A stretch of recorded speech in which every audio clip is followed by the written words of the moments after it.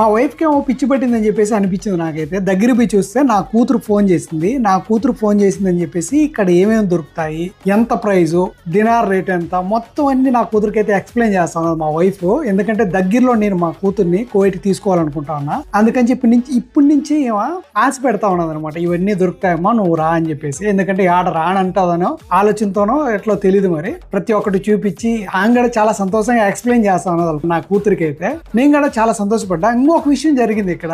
చాలా రోజుల ముందు వీడియో పెట్టడం జరిగింది, మా వైఫ్ కి జాకెట్ దొరకలేదు, తీపి లేకపోయినా అని చెప్పేసి చాలా బాధపడ్డా కదా. ఆమెకి అనుకోకుండా జస్ట్ ఒకే ఒక లుక్ లో ఈ జాకెట్ నాకు నచ్చిందని వేసుకొని చాలా సంతోషపడతా ఉన్నది. ఆమెకి ఆ జాకెట్ తీపియడం కూడా జరిగింది అనమాట. నేనైతే చాలా సంతోషపడ్డా. చూస్తాను నాకు ఆ జాకెట్ నచ్చింది, కావాలనింది, తీసుకొని అయితే తీసుకొని పోతా ఉన్నా. మీకు తెలిసిందే కదా, నేను కూడా ఒక జత షూ తీసుకున్నా, కాలేకపోతే బాగుండదు అని చెప్పేసి. పక్కనే తామన్ జెరీ ఉంటే జస్ట్ అడిగిపేసి 2 షవర్మాలు తీసుకున్నాం, ఇద్దరం తినిపోదాం అని చెప్పేసి. వీడియో నచ్చితే లైక్ చేయండి, మన ఛానల్ సబ్స్క్రైబ్ చేసుకొని ఫాలో చేయడానికి ట్రై చేయండి.